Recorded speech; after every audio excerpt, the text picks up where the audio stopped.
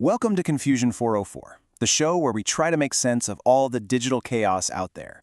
And today, we are diving deep into the biggest messaging app on the entire planet, WhatsApp. So let me ask you something, straight up. Is your WhatsApp account really private? I mean, you probably think so, right? All that end-to-end encryption talk. But what if I told you a recently patched Flaw left the front door wide open? Not for your messages, but for something that might be just as valuable. And the scale of this, it's just mind-boggling. We're talking about a flaw that could have let anyone confirm and scrape data from 3.5 billion active accounts. Yeah, that's pretty much the entire user base. So how in the world was this even possible? Let's get into it. All right, first up, WhatsApp's big open secret. See, the crazy thing is, this wasn't some super complex Mission Impossible style hack. Nope, it was a basic feature of how WhatsApp is supposed to work, just twisted and exploited on a scale that's hard to even imagine. The technique has a fancy name, phone number enumeration, but it's actually super simple. You know how when you add a new contact, WhatsApp checks to see if they're on the app? Well, imagine doing that, but for every single possible phone number on the entire planet. That's exactly what researchers did. So how do they pull this off? Well, first, they generated a list of, get this, 63 billion possible phone numbers. Then they built a little program that just pinged WhatsApp servers over and over, asking, is this number on WhatsApp? How about this one? And for every yes it got back, it just grabbed all the public info it could find. It was so simple, it's almost genius. And here's the part that just blows my mind. They were hitting WhatsApp servers with 7,000 requests every second from a single IP address, and nobody stopped them. The system just let it happen. There were no alarms, no blocks, nothing. So with this fire hose of data, the researchers basically created a global census of every single person on WhatsApp. And the picture it paints of how we all communicate, well, it's pretty fascinating. Just look at these numbers. India is the absolute king of WhatsApp, with almost 750 million users. That's more than 1/5 of all the accounts in the world. And then you have these huge user bases in Indonesia and Brazil. It just goes to show how this one single app is woven into the fabric of society for billions of people. They didn't just stop at location either. They could tell what kind of phone everyone was using. And globally, it's an Android world, man. An 81 to 19% split. Now that's interesting for market research, sure, but it's an absolute goldmine for hackers who want to design an attack for the most common operating system. And the census dug up some pretty interesting acts of digital rebellion. Take China, where WhatsApp is officially banned. They still found over 2 million active accounts. Or Iran, over 59 million users.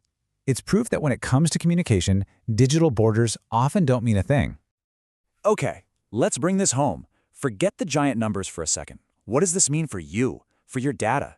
If some stranger got your phone number, what could they actually find out about you? Turns out, a lot. Like your profile picture, that little about text you wrote years ago and forgot about, what phone you use, even timestamps showing the last time you were online or updated your profile. Each little piece might seem harmless, but when you put it all together, you can build a pretty detailed picture of someone's life. And some of that about text is, well, it's wild. The researchers found business accounts openly advertising illegal drugs. I mean, look at this one, secret taxi with a full menu of what it sells. It's a stark reminder that this public data can expose some seriously shady stuff happening right out in the open. This is where it gets really, really personal. They took a sample of US profile pics, and a full 2/3 of them had a clear human face. Now think about that. An attacker could connect billions of phone numbers directly to a face. You're basically building the ultimate facial recognition database. It's scary. They also stumbled on some just plain weird security holes. Get this, about 20 people had an encryption key that was just all zeros. That's like locking your house but leaving the key taped to the front door with a sign that says key. It means they were probably using some janky, unofficial version of WhatsApp, and their accounts were completely, totally insecure. Okay, let's zoom out for a minute. A data leak like this doesn't just exist on its own.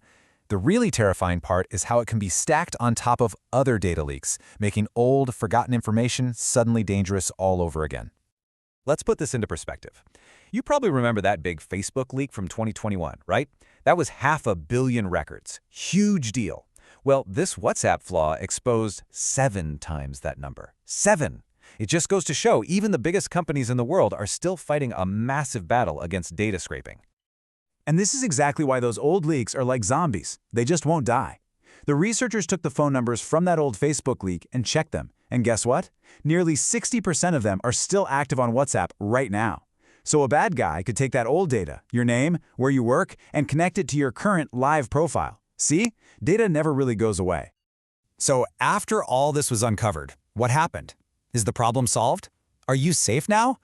That brings us to the end of our story. What they did to fix it, and the big questions that are still hanging in the air. You'd think a fix would be quick, but it wasn't.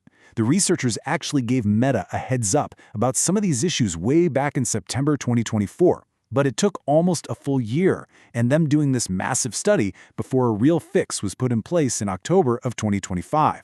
It was a long road. But here's the good news. Yes, this specific flaw is now fixed. WhatsApp put in some new, much smarter defenses, fancy term is cardinality checks, that are designed to stop this exact kind of mass data scraping, without messing things up for you when you're just trying to find your friends. But it really leaves us with a huge, lingering question, doesn't it? I mean, this wasn't a hack in the traditional sense. It was just a normal feature being used in a way nobody expected. And in a world where we all rely on just a few giant companies for pretty much all of our communication, you have to wonder, how private can our data ever really be? It's definitely something to think about.